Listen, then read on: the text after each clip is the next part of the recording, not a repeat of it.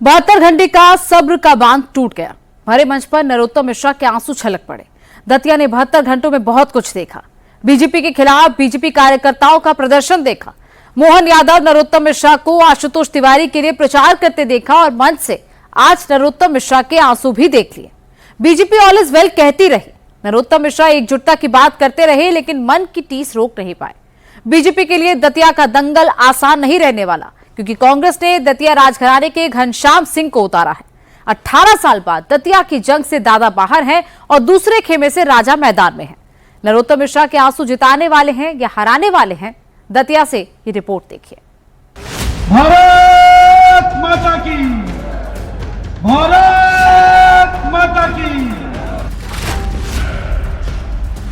दतिया में बीजेपी ने पिछले 3 दिनों में अपने कार्यकर्ताओं का आक्रोश देखा। आज मंच पर नरोत्तम मिश्रा के आंसू भी दिख गए। गांव के अंदर जाऊंगा, राष्ट्र को दिखाऊंगा। धन्यवाद।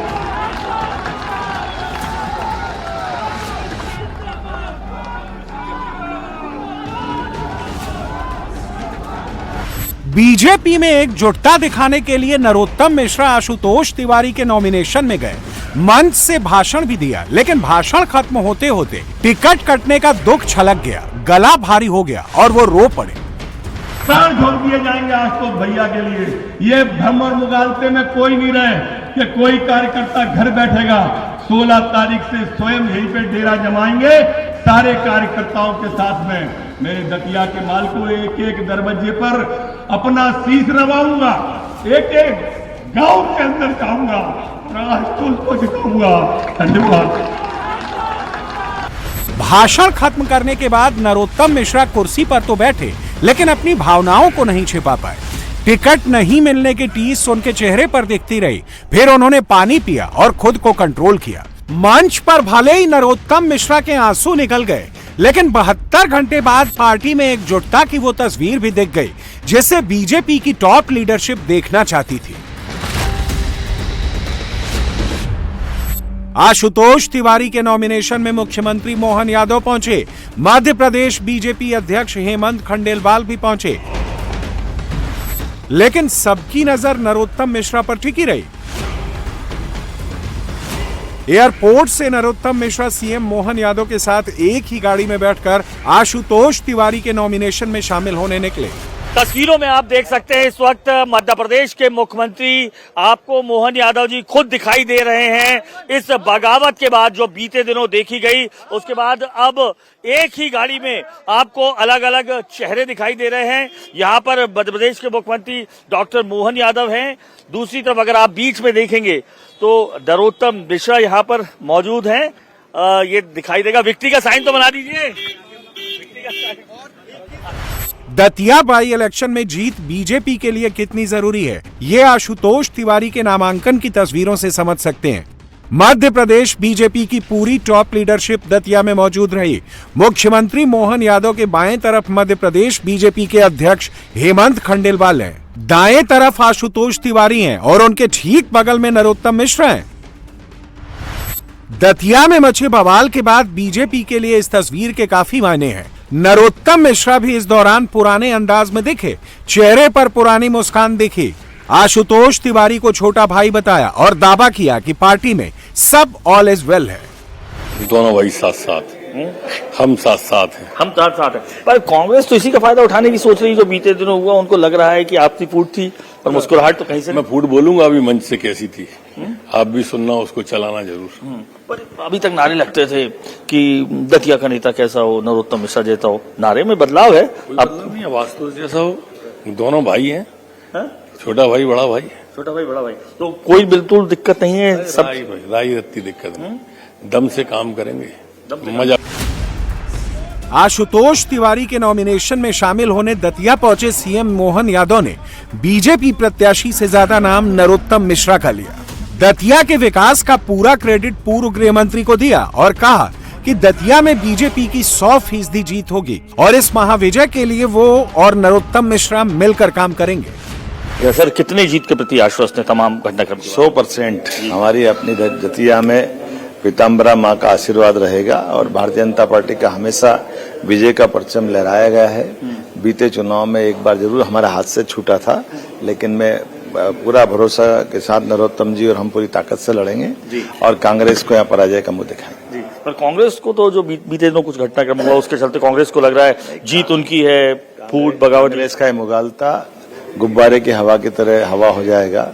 मुझे पूरा भरोसा नरोत्तम जी और हम लोग सब ताकत से यहाँ हमारे प्रत्याशी आशुतोष तिवारी जी की जीत में हम सब शामिल होंगे। आखिरी सवाल ये कि दतिया में हमने देखा विकास बहुत हुआ है, मेडिकल कॉलेज भी है, यहाँ पे एयरपोर्ट भी बन गया है। अब मोहन यादव जी के मन में क्या रोड मैप है दतिया को लेकर? ने ये जो भ्रम फैलाया था कि हम जनता की सेवा करेंगे, जाने क्या क्या बोला था, लेकिन बीते चुनाव में कांग्रेस ने जीतने के बाद जो जनता में निराशा फैलाई है उसके कारण से जनता उसका बदला लेना चाहेगी। और ये बात सही कि दतिया का विकास माननीय नरोत्तम जी 2008 के बाद से जब यहाँ से आए हैं जीतने के लिए, और जिस प्रकार से यहाँ विकास हुआ, एयरपोर्ट है, मेडिकल कॉलेज है, हर क्षेत्र में हर एक स्थान से जहाँ भी आओ विकास की अगर कहीं से हवा आती है तो बीजेपी के शासनकाल की आती है।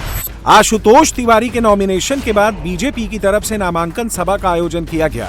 यहां भी एक ही फ्रेम में मोहन यादव, आशुतोष तिवारी, नरोत्तम मिश्रा और हेमंत खंडेलवाल दिखे। आशुतोष तिवारी ने जनता के सामने अगले 2 माह का विजन रखा। कहा पार्टी के सीनियर नेताओं ने जो भरोसा किया है उसे वो हर हाल में पूरा करेंगे। आप सबके परिवार का हूं, आपका भाई हूं, आपका बेटा हूं। आप सबको भी आश्वस्त करना चाहता हूं कि हमारे अपने जीवन में जब तक इस तन में प्राण रहेंगे, मैं यहां के आप सबको, जनता को भगवान जैसा मान करके आप सबकी सेवा करता रहूंगा। हाथ जुड़े रहेंगे, मस्तक झुका रहेगा। हमारे अपने जीवन व्यवहार में अनजाने में भी कभी कोई ऐसी भूल नहीं होगी जिसके कारण हमारे दतिया और क्षेत्र से आए हुए किसी का भी माथा नीचा हो। आप सबके माथे को ऊंचा करने के लिए हमारा अपना मैं जीवन समर्पित करता हूं और आप सबसे अपेक्षा करता हूं कि आप सब आशीर्वाद दें। बीजेपी ने जब दतिया में अपने प्रत्याशी का ऐलान भी नहीं किया था तभी नरोत्तम मिश्रा ने नॉमिनेशन फॉर्म खरीद लिया था, लेकिन टिकट की घोषणा हुई तो नरोत्तम मिश्रा की जगह आशुतोष तिवारी के नाम पर मुहर लगी।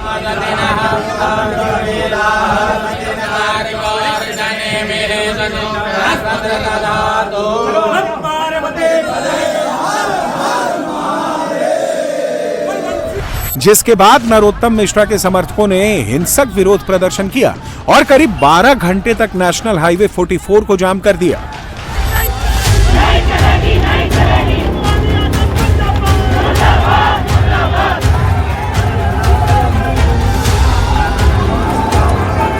बीजेपी की सरकार में पुलिस ने बीजेपी कार्यकर्ताओं के ऊपर लाठीचार्ज किया, आंसू गैस के गोले छोड़े। बीजेपी के करीब 50 कार्यकर्ता घायल हुए।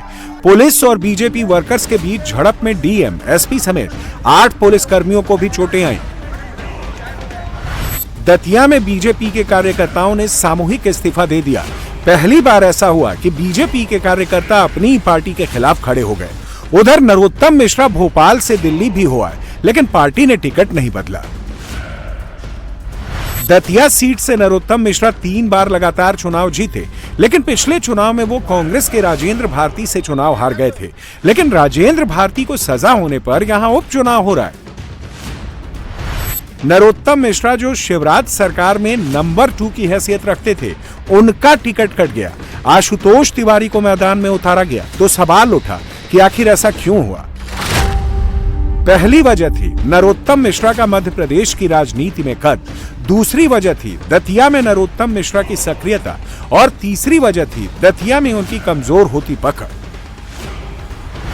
मध्य प्रदेश में बीजेपी की सरकार है। दतिया उपचुनाव में जीत या हार का सरकार के ऊपर कोई फर्क नहीं पड़ता, लेकिन दतिया में नरोत्तम मिश्रा के चुनाव जीतने से सरकार और संगठन का पावर बैलेंस गड़बड़ा जाता।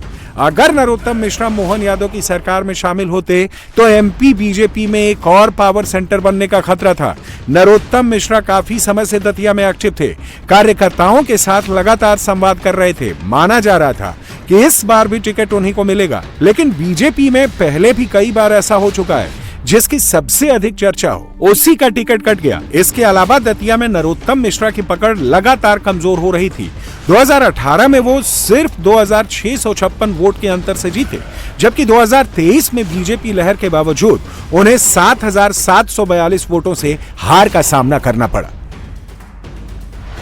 दतिया में बीजेपी डैमेज कंट्रोल करने की पूरी कोशिश कर रही है। नरोत्तम मिश्रा भी आशुतोष तिवारी का साथ देने की बात कह चुके हैं, लेकिन दतिया के दादा का टिकट कटने पर यहां की जनता क्या सोच रही है, आप भी सुनिए। ये कहां से आ गए? वोट किसको दोगे फिर? हाँ, नरोत्तम जी ने किया विकास पर यहाँ। किया है? हाँ किया, नरोत्तम जिंदाबाद। उनको तो टिकट नहीं दिया, अब दिया आशुतोष तिवारी को, किसको दोगे वोट? भी कहेंगे तो देना पड़ेगा वोट। अच्छा, वो कहेंगे तो देना पड़ेगा। देखिए हमारे आप लोग वृंदावन में रहे तो राधे राधे करें। नरोत्तम हमारे दादा हैं, पिताजी है, परम पूजनीय है। अच्छा, पूरी जनता। बीजेपी क्यों? सर मैं सरस्वती विद्या मंदिर का आचार्य हूँ। मतलब संघ से ताल्लुक? संघ से रखते हैं। दतिया की जनता के सभी की पिताजी हैं नरोत्तम मिश्रा, है ना। दतिया की जनता के सबके पिताजी नरोत्तम मिश्रा हैं। दतिया का नेता हम सबका नरोत्तम मिश्रा है। तो वो तो उन्हें टिकट नहीं मिला? उन्हें टिकट नहीं मिला। ये पार्टी आला पार्टी के जो बड़े नेता हैं उन लोगों ने काटा ना, ये षड्यंत्र के तहत जो भी उनकी राजनीति हो, क्योंकि नरोत्तम मिश्रा विकास करने वाला नेता है। इना के राजा को वोट देंगे, अब नहीं मिला तो बिल्कुल दादा को नहीं मिला, नहीं तो अब राजा को जिताएंगे। चुनाव का रिजल्ट एक ही है, भाजपा यहाँ से साफ है। या तो नरोत्तम दादा आएंगे, नहीं तो नोटा आएगा। यहाँ हम लोग वोट डालने नहीं जाएंगे। हमारे दिल में बीजेपी है, हम वोट डालने नहीं जाएंगे। बीजेपी एकजुट होकर दतिया का उपचुनाव जीतने की कोशिश में है, लेकिन कांग्रेस की तैयारी भी कमजोर नहीं है। पार्टी ने दतिया राजघराने के सदस्य और पूर्व विधायक घनश्याम सिंह को टिकट देकर मुकाबला दिलचस्प बना दिया है। कांग्रेस प्रत्याशी घनश्याम सिंह दतिया में एक बड़ा और जाना पहचाना नाम है। वो 2 बार के विधायक रह चुके हैं। दतिया में उनकी पहचान साफ सुथरी छवि वाले जमीनी नेता की है। घनश्याम सिंह पहली बार 1993 में कांग्रेस के टिकट पर चुनाव जीते थे। 2018 में उन्होंने सेवड़ा विधानसभा से बीजेपी के राधेलाल बघेल को हराया था। अब उनका मुकाबला बीजेपी के आशुतोष तिवारी से है, जो पिछले चुनाव में सेवड़ा से ही टिकट मांग रहे थे। घनश्याम सिंह के नामांकन में कांग्रेस प्रदेश अध्यक्ष जीतू पटवारी, नेता प्रतिपक्ष उमंग सिंघार समेत कई दिग्गज नेता मौजूद रहे। नॉमिनेशन में पूर्व मुख्यमंत्री दिग्विजय सिंह को भी पहुंचना था, लेकिन वो नहीं पहुंचे। हालांकि इस सीट पर समाजवादी पार्टी ने कांग्रेस के समर्थन का ऐलान किया है। घनश्याम सिंह के मुताबिक अगर इस सीट से नरोत्तम मिश्रा भी चुनाव लड़ते, तब भी उनकी जीत तय थी।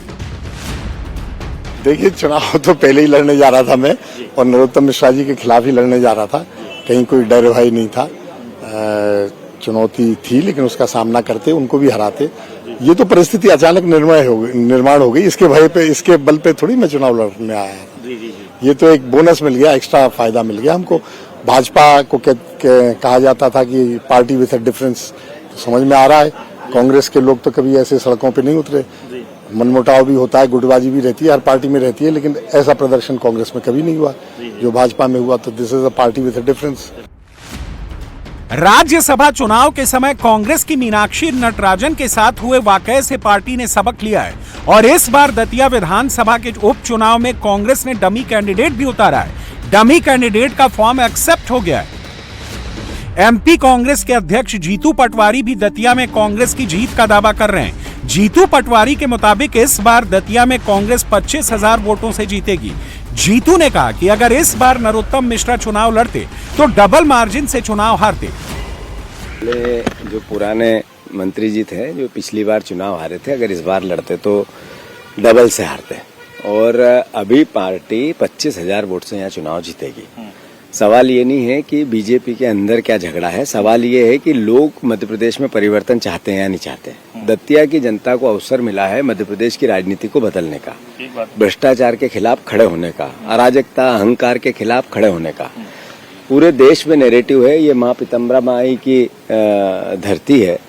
पूरे देश में एक ही भावना है कि चढ़ावे पे चोरी करने वाले लोगों को जिताएं, आस्था के साथ अत्याचार और अन्याय करने वालों को जिताएं, या आस्था की चोरी करने वालों को जिताएं, या न्याय करें। दतिया की जनता न्याय करेगी।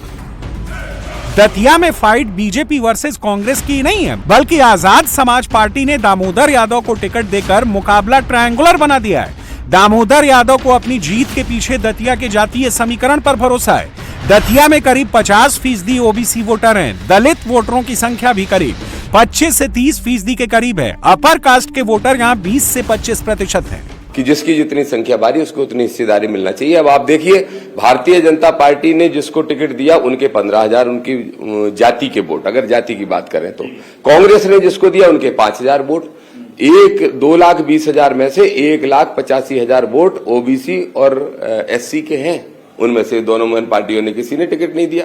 हम लोग लड़ेंगे, हम लोग जीतेंगे। तो आपको लगता है जो ये गैप है 1.5 लाख का, जो ब्राह्मण या ठाकुर, ब्राह्मण के 15,000 और ठाकुर के 5,000 कट के, तो ये जो 1.5 लाख वोटरों का जो टर्नआउट है ये दामोदर यादव की तरफ होगा, ऐसा उन्हें विश्वास है? 100% होगा। सिौड़ा का समीकरण भी वही बना था। मैं सिर्फ 15 दिन में 30,000 अगर वहां ला सकता हूं। एक और विशेष बात यहाँ नोट करने वाली है, बीजेपी कांग्रेस ने तो अपने कल कैंडिडेट परसों घोषित किए, लेकिन 2 अप्रैल को भारतीय की सदस्यता गई थी। 3 अप्रैल से चंद्रशेखर आजाद जी ने कहा कि भाई आपको चुनाव लड़ना है। तो आज हमें 105 दिन हो गए फील्ड में, 160 गांव में हमारी सभाएं हो चुकी हैं और पूरी फील्ड हमने कवर कर ली। ये तो अभी 4 दिन बाद तो शुरू करेंगे।